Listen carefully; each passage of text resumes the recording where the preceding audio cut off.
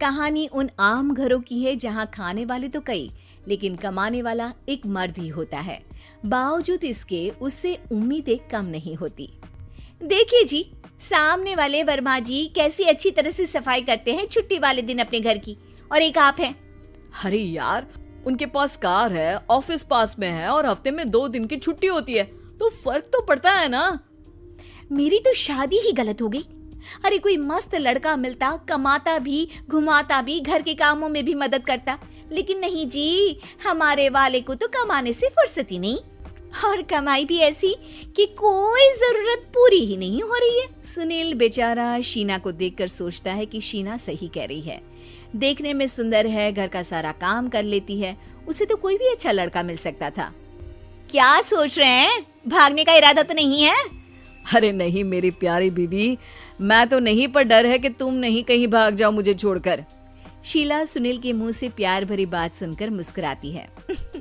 आप भी ना। सुनील एक दिन ऑफिस से घर आता है कि तभी शीना कहती है, सुनिए जी, वो मेरी सहेली आई थी, सारा दिन वो लोग यहीं थे, अब जा रही थी तो मैंने कहा नहीं, मेरे पति छोड़ आएंगे ना तुम्हें, तो रोक लिया मैंने। सुनील थोड़ी देर कुछ सोचता है, फिर कहता है, ठीक है, मैं कपड़े चेंज करके आता हूँ। अरे तेरे पति को तो लग रहा है कि अच्छा नहीं लगा। अरे नहीं, ऐसी कोई बात नहीं है, रुको मैं अभी उन्हें घर के कपड़े देकर आती हूँ। शीना अंदर जाती है जहाँ सुनील पलंग पर लेटा होता है। अरे क्या मजाक है, वो कह रही है कि आपने मुंह बना लिया। सही तो कह रही है, सुबह से अब ऑफिस से लौटा हूँ, एक कप चाय का तो पूछा नहीं, 20 किलोमीटर जाओ और आओ, और फिर कल उसी टाइम पर ऑफिस। अरे यार, मुझे गाड़ी चलानी आती ना तो बोलती भी नहीं आपको, और कौन सा रिक्शा खींच कर जाना है आपको। सुनील अब क्या बोलता। रात देर से आता है और सो जाता है। अगले दिन शरीर दर्द हो रहा है। अरे तो मत जाओ ना ऑफिस, चलते हैं ना मार्केट घूमने, फिर पिक्चर देखेंगे और रात में खाना खाकर घर वापस। सुनील जब सारे दिन की थकान वाला शेड्यूल सुनता है तो वो सीधे सीधे ऑफिस के लिए तैयार हो जाता है। अब आए दिन शीना की डिमांड बढ़ती ही चली जाती है और सुनील उसको पूरा भी करता। लेकिन एक दिन, ए जी, मेरा भाई आ रहा है, उसे 2 लाख रुपए की जरूरत है। हाँ तो मैं क्या करूँ शीना, मेरे पास इतने रुपए नहीं है। हाँ पता है नहीं है, लेकिन किसी से लेकर तो दे सकते हो ना। अरे मैं किससे मांगू, मेरे तो जानने में भी कोई नहीं है जिसके पास इतनी बड़ी रकम हो। तभी वहाँ शीना का भाई शीनू आ जाता है। जीजा जी कैसे हैं आप? अब मैं ठीक हूँ शीनू, अचानक इतनी बड़ी रकम की जरूरत कैसे पड़ गई?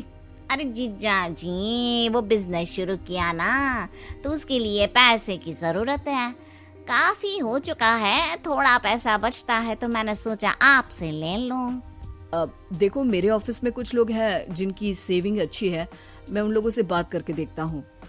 सुनील ऑफिस से किसी से पैसे लेकर शीना को दे देता है। शीना वो पैसा भाई को दे देती है। 2 महीने बाद, अरे यार शीना, वो ऑफिस वाला आदमी अपने पैसे मांग रहा है, कैसे दूं? अपने भाई से बोलो ना पैसे दे दे। अरे हाँ दे देगा, कहाँ भागा जा रहा है, आप उनको बोल दो कि दे देंगे। थोड़े दिन बाद, शीना, वो आदमी मुझसे आज भी पैसे मांग रहा था यार, मैं तंग आ गया हूँ, ऑफिस जाते ही सामने उसका चेहरा दिखता है, क्या बोलूं, बार बार पैसे मांगता है। अच्छा, मैं शीनू को फोन लगाती हूँ, बात करके देखती हूँ। शीना भाई को फोन करती है, लेकिन वो फोन उठाता ही नहीं। लगता है भाई कहीं ऐसी जगह है जहाँ नेटवर्क की समस्या होगी। सुनील अगले दिन दोपहर को ही घर आ जाता है। उसका चेहरा उतरा और परेशान सा होता है। वो रोने लगता है। अरे क्या हुआ जी, आप इतना परेशान क्यों हैं? सब ठीक तो है ना? अरे नहीं शीना, कुछ ठीक नहीं है, मैं ठीक नहीं हूँ। तुम्हारे भाई के लिए मैंने जो पैसे लिए थे, उस आदमी ने आज भरे ऑफिस में सबके सामने मेरी बेइज्जती कर दी। सबके सामने आज मैं कर्जदार बनकर खड़ा था। मैंने हर वो प्रयास किया घर चलाने के लिए जो मैं कर सकता था, लेकिन अब नहीं होगा। वो फिर रोने लगता है। अरे आप तो औरतों की तरह रो रहे हैं, मर्द हैं आप।